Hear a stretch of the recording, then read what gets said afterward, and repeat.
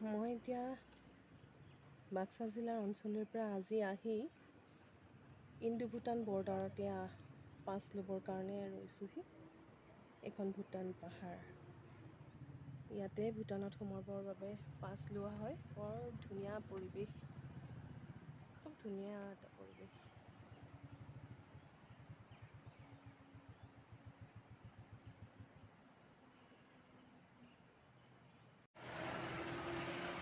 মই আপোনালোকক দেখুৱাই আছোঁ বৰ্তমান মই ক'ত আছোঁ। এখন খুব ধুনীয়া ঠাইত আপোনালোকে অনুমান কৰিব পাৰিছে চাগে। খুব ধুনীয়া ঠাই এখনত আছোঁ মই এতিয়া। এইখন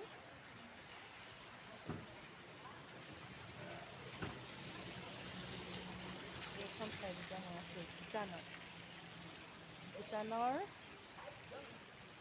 ডাংচেম হোটেলৰ সন্মুখত এতিয়া মই আছোঁ।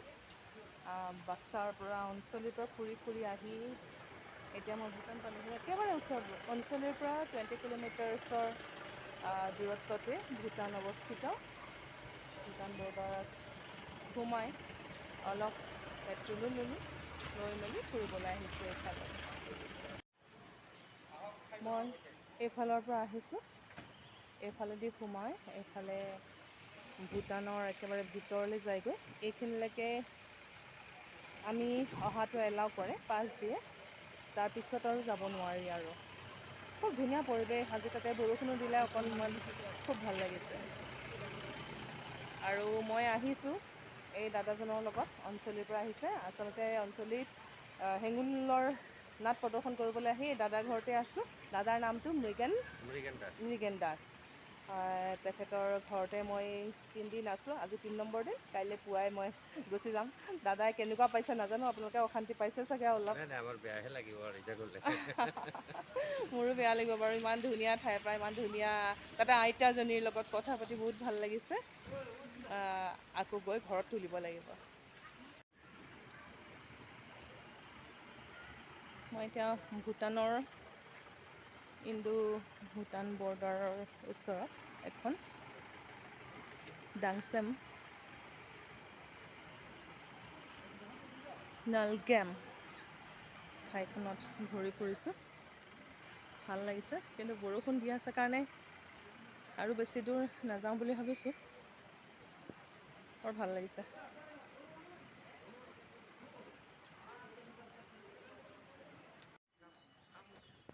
মই এতিয়া এইখিনিৰে ভূটানত সোমোৱাৰ অলপ দূৰ পিছতে এডোখৰ জেগা, বৰ ধুনীয়া জেগা। ইয়াতে এটা মনেষ্ট্ৰী আছে, সৰু মনেষ্ট্ৰী এটা। চাই যাওঁ বুলি খোজকাঢ়ি উঠি আছোঁ। এই মনেষ্ট্ৰীটোলৈ মই আহি আছোঁ। সৰু মনেষ্ট্ৰী, সৰু ঠাই, পপুলেশ্যন কম। ভাল লাগিব, ভাল লাগিছে পৰিৱেশটো, গোটেই পৰিৱেশটোৱে। বেছি হৈ হুলস্থুল, শব্দ নাই, কিন্তু হাইট আছে জেগাখনৰ। মই ফোপাই গৈছোঁ, বৰ ধুনীয়া ঠাই। এইটো মনেষ্ট্ৰীটো আহি পালোঁহি। সেইফালে তললৈ চাব পাৰিম, মই অলপ পিছত দেখাম। আৰু এইফালে আৰু এখন ধুনীয়া ঠাই আছে, সেইফালে এতিয়া যোৱা নহ'ব চাগে।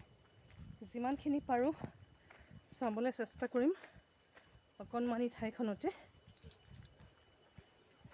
সেয়া এটা সৰু মনেষ্ট্ৰী।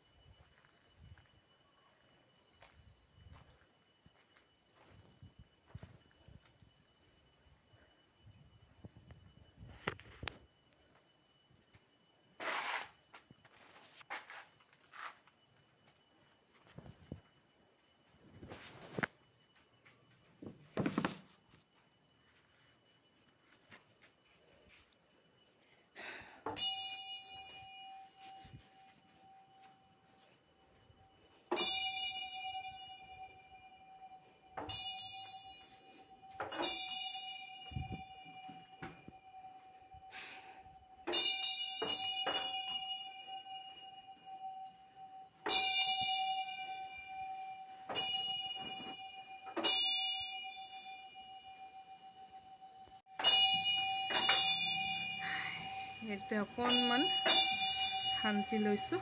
এইখিনি ঘূৰাই ঘূৰাই বহুত ডাঙৰ।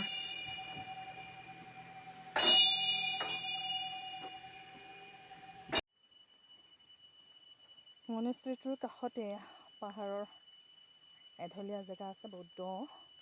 ইয়াত চাগে লেণ্ডশ্লাইডো হয়। তলত এখন নদীৰ শব্দ শুনিছোঁ। সেইটো পাহাৰৰ ৰেঞ্জ। এইটো হিমালয় ন? হিমালয় পাহাৰৰ ৰেঞ্জ এইটো। অলপ হ'লেও ওপৰলৈ আহিলোঁ, কিন্তু বহুত ভাল লাগিছে। শব্দবিলাক বৰ ধুনীয়া।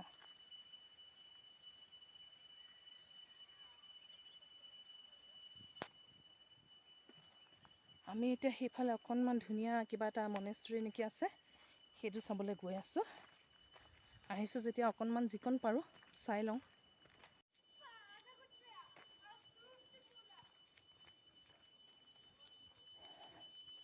গোটেইখন নিৰিবিলি নিজান জান, বৰ ধুনীয়া ঠাই।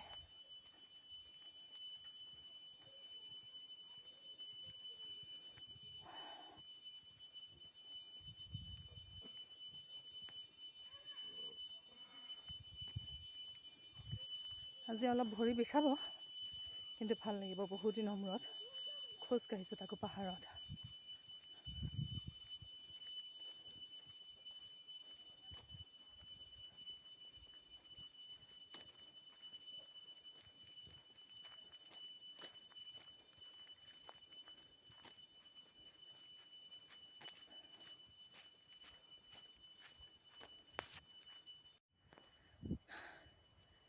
এইডোখৰ কি গম পোৱা নাই এইখিনি, কিন্তু বৰ ধুনীয়াকৈ বনাই থৈছে। হয়তো সৈন্যবাহিনীৰ কিবা সমাধি বা স্মাৰক কিবা এটা হ'ব পাৰে। আৰু এইটো চাগে অফিচ হ'ব। আমাৰ মন্দিৰ লাগে, মনেষ্ট্ৰী যেন লাগে, কিন্তু মনেষ্ট্ৰী নহয় বোলে, অফিচ হ'ব। এইফালেও কিবা ছাইটত কাম চলি আছে। সেইফালে পাহাৰৰ ওপৰত কিবা এটা আছে, মনেষ্ট্ৰী যেন লাগিছে, কিন্তু ইমানখিনি যাব নোৱাৰিম আৰু আজি উভতি যাব লাগিব নহয়।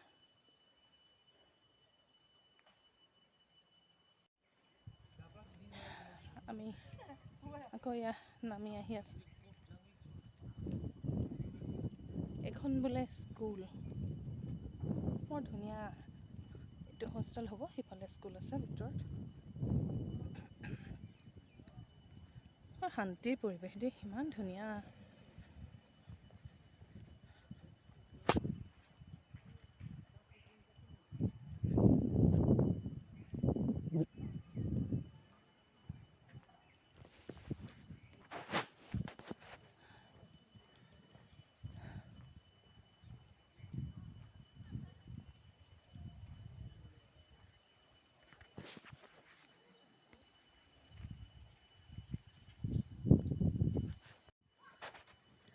সেয়া নামি আহি আছোঁ।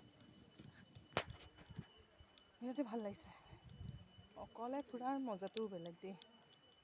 মই যাৰ ঘৰত আছোঁ সেই দাদাজন আছে বাৰু, দাদাজনো বেলেগ ফালে অকলে ঘূৰি আছে। মই এনেকৈ আহি আছোঁ, ভাল লাগিছে বহুত।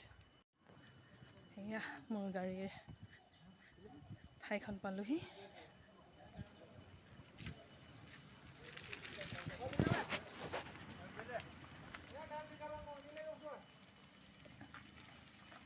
ইয়াতে ভূটানৰ ৰজা ৰাণী আৰু ৰাজকুমাৰৰ ফটো লগোৱা আছে সেই তাত।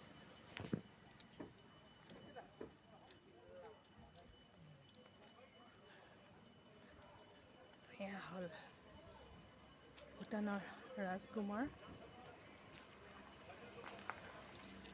এয়া হ'ল ৰজা আৰু ৰাণী।